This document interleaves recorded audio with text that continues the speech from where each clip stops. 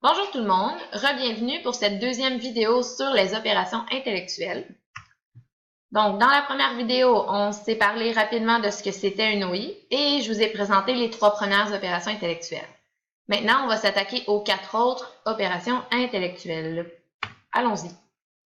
Donc, déterminer des facteurs explicatifs et des conséquences. Ici, par facteur explicatif, on entend des causes.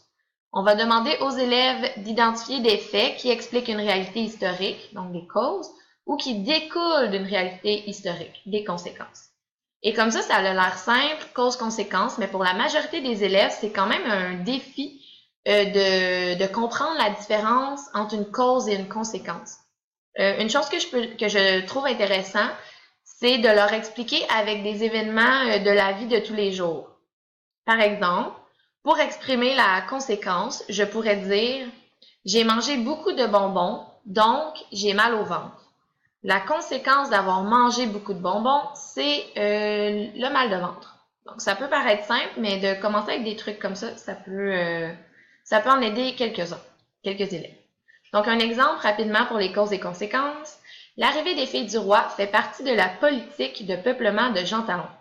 Indiquer une cause et une conséquence de leur arrivée en Nouvelle-France.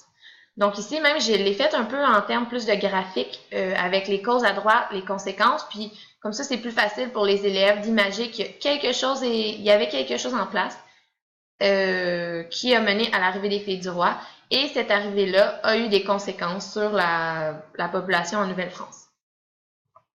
La LOI numéro 5, maintenant, établir des liens de causalité. Je vous la présente tout de suite après les causes et conséquences parce qu'elle est directement en lien. Donc ici, les élèves doivent jouer avec causes et conséquences, mais pour expliquer un enchaînement logique entre celles-ci. Donc, un truc que je pourrais donner, c'est de les habituer à utiliser des marqueurs de relation. Pour les élèves, en développer 2 ou 3 maximum. Puis après ça peut donner leurs outils qu'à chaque fois qu'ils doivent faire cette OI-là, ils prennent les mêmes marqueurs de relation. Ça les aide justement à faire les liens entre les événements. Un exemple ici. Expliquer comment les relations commerciales, à la suite de l'introduction des produits européens, entraînent un impact sur les relations entre les Hurons-Wendat et les Iroquois.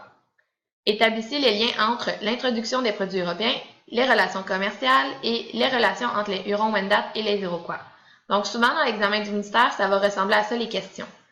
Donc, ici, les élèves, donc j'ai mis des exemples ici de marqueurs de relation. Donc, l'introduction des produits européens, donc, les élèves parlent de ça, ce qui provoque un impact sur les relations commerciales. Ainsi, donc ces relations commerciales-là, ainsi, elles ont un impact sur les relations entre les Hurons et les Iroquois. Donc, ça peut paraître simple, mais elle est quand même difficile pour certains élèves au début. La sixième, maintenant, mettre en relation des faits. Ici, on va demander simplement aux élèves d'effectuer un rapprochement entre des faits historiques. Donc, en d'autres mots, ce qu'on veut, c'est qu'ils associent des faits historiques qui sont liés ensemble. Donc, mettre en relation des faits, on pourrait changer ça pour associer des faits. Un exemple ici. À quel courant nationaliste peut être associé le document ci-dessous? Donc, les élèves lisent le document et doivent clairement juste associer ce document-là à un courant nationaliste. Et la dernière, caractériser une réalité historique. On va demander aux élèves de mettre en évidence des particularités d'une réalité historique. Et ici, un bon truc qu'on a développé à l'université, c'est les aspects d'une société. Donc, pour caractériser une réalité sociale, on peut se servir de différents aspects. Et ici, pour aspects, on a les acteurs historiques, mais aussi tous les aspects sociaux, politiques, économiques, culturels et territoriaux. Donc, ça peut être intéressant de montrer ça aux élèves et aussi, nous, de l'utiliser quand on veut pratiquer cette opération intellectuelle-là. Un exemple ici, ça, c'est une question de premier cycle. Au 18e et 19e siècle, des quartiers ouvriers se développent dans les villes industrielles en Angleterre. Parmi les énoncés suivants, desquels présentent des caractéristiques des quartiers ouvriers lors de la Révolution industrielle. Donc ici, les élèves lisent les énoncés et ils doivent déterminer quelles caractéristiques est en lien avec les conditions de vie des ouvriers dans les quartiers. Donc ici, on s'intéresse plus à l'aspect, je dirais, social de la société. Donc, en bref, c'était ça, les 7 opérations intellectuelles. J'espère que vous avez apprécié et que ça vous a donné le goût de vous familiariser avec les opérations intellectuelles et de les travailler avec vos élèves. Je vous remercie d'avoir été attentifs.